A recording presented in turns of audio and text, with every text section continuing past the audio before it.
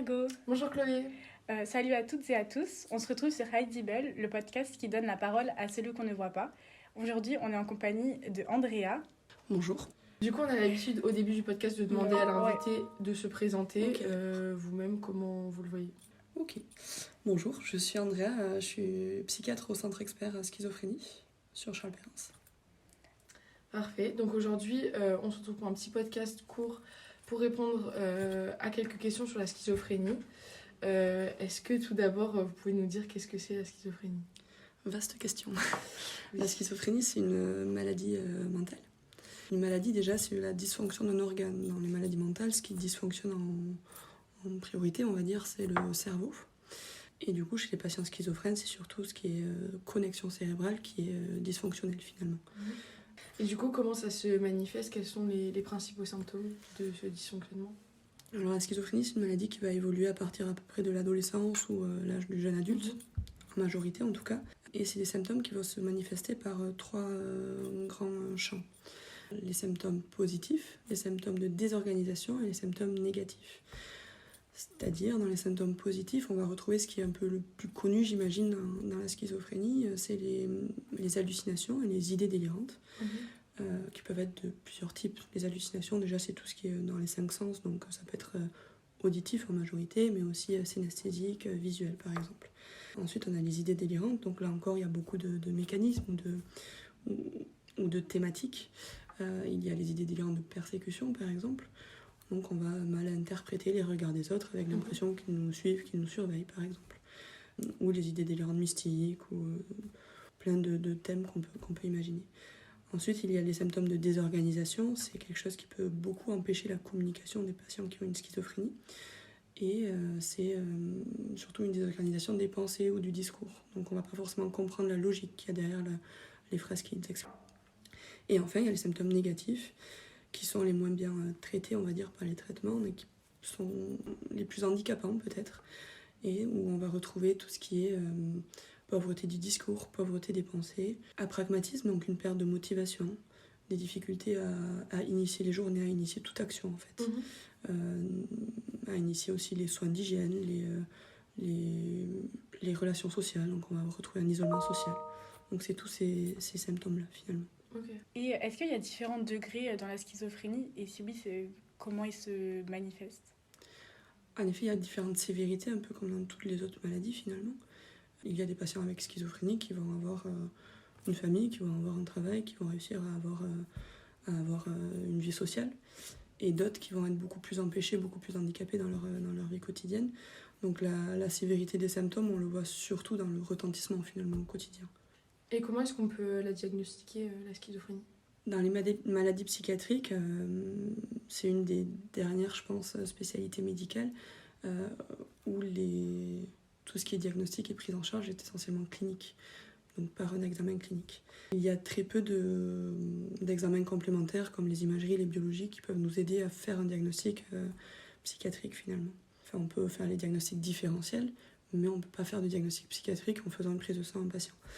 Donc du coup, c'est essentiellement par des échanges comme on le fait actuellement, qu'on va pouvoir diagnostiquer une schizophrénie. Est-ce qu'on a une idée de à peu près combien de personnes sont concernées en France par ce handicap? La schizophrénie concerne à peu près 1% de la population générale. Donc en France, je vous laisserai faire les calculs parce que je ne l'ai pas en tête, mais voilà, globalement. Est-ce qu'il y a des traitements qui peuvent être mis en place pour la schizophrénie et comment est-ce qu'ils peuvent agir sur la personne atteinte? Alors les traitements de la schizophrénie, c'est des traitements qui sont assez anciens, qu'on appelle les antipsychotiques. Il y a les traitements plus anciens, la première génération, il y a une deuxième génération qui est un peu plus...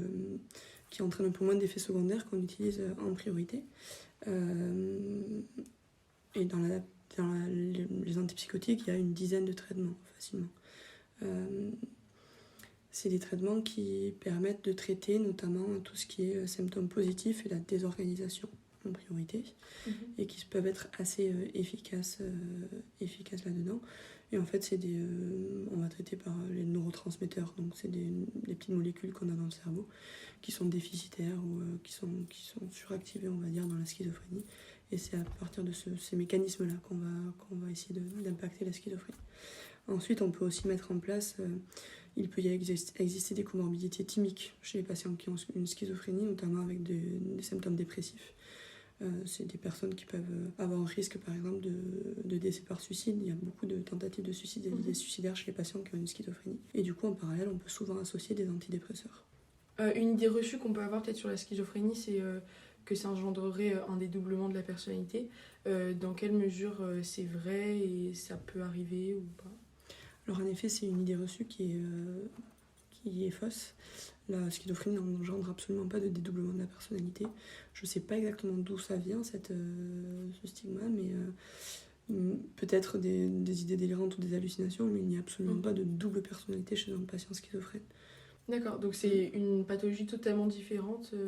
La double personnalité, elle peut se retrouver dans des pathologies telles que le trouble dissociatif de l'identité, qui est une pathologie qui concerne des traumas complexes de la petite enfance, et qui est une pathologie qui n'est pas du tout de l'ordre du trouble psychotique, mais plutôt de l'ordre du trauma, justement.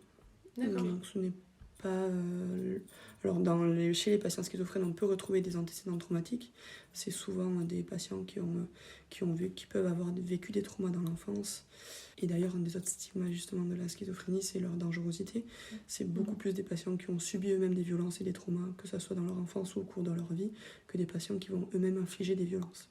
Et quand ils infligent des violences, je parlais des idées suicidaires tout à l'heure, c'est beaucoup plus des violences qui sont sur eux-mêmes finalement que sur les autres. Mais du coup, ils peuvent avoir des traumas aussi dans leur enfance, mais ça n'engendre pas de dissociation et de phénomène de personnalité. Et est-ce que la schizophrénie est correctement reconnue en France et est-ce qu'elle est prise en charge d'un point de vue du gouvernement?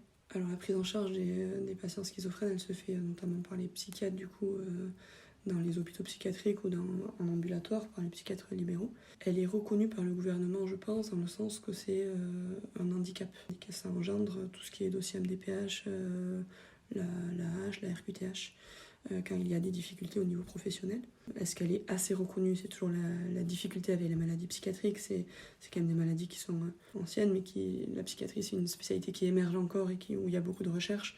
Donc il y a toujours un manque de reconnaissance, notamment dans la réinsertion et la réhabilitation, où on est assez en retard quand même en France, et où les stigmatisations n'aident pas justement en plus. Donc oui, il y a un manque beaucoup au niveau de la réinsertion sociale et professionnelle notamment. Mais après, dans la prise en charge au niveau médicamenteux et tout ça, je pense que c'est des patients qui sont quand même suivis, en tout cas. Ok, peut-être une dernière question. Si vous pouvez nous donner quelques pistes, il n'y a pas de bonne réponse, mais est-ce qu'à notre échelle, vous savez si il y a, en tant que personne valide, est-ce qu'il y a des choses qu'on peut faire si on a dans notre entourage une personne atteinte de schizophrénie, qu'est-ce qu'on peut faire pour peut-être rendre son quotidien un petit peu moins compliqué? Je dirais que le mot principal, c'est la bienveillance.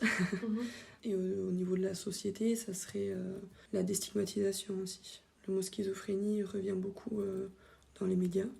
Déjà, quand un patient atteint de schizophrénie commet des actes graves, on en parle obligatoirement dans les médias parce que ça fait cliquer.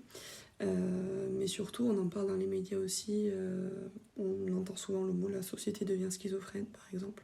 C'est quelque chose qui peut être très mal vécu, évidemment, par les patients qui ont une schizophrénie. La schizophrénie, c'est une maladie, c'est pas un choix, c'est pas de leur faute, c'est pas la folie, comme on entend souvent parler. Et quand on entend « la société devient schizophrène », c'est rarement quelque chose de très positif. Donc, je pense que déjà, à partir de la déstigmatisation et arrêter d'utiliser le mot schizophrénie pour parler de phénomènes de société qui sont assez négatifs, mais pour revenir sur la maladie, ça peut déjà permettre de déstigmatiser les gens et d'améliorer leur vécu eux-mêmes de leur pathologie. Et du coup, quand on rencontre des patients schizophrènes, de ne pas les stigmatiser ou de ne pas avoir peur d'eux et de plutôt discuter avec eux de leur maladie si on a des inquiétudes. Ça peut être déjà quelque chose qui permet d'améliorer leur vécu eux-mêmes de la pathologie. Ok, je pense qu'on a fini nos questions. Merci beaucoup, en tout cas, pour Avec votre plaisir. intervention. Merci beaucoup d'avoir pris du temps pour nous et merci à vous de nous avoir écoutés. On se retrouve prochainement dans un nouveau podcast Heidi Bell.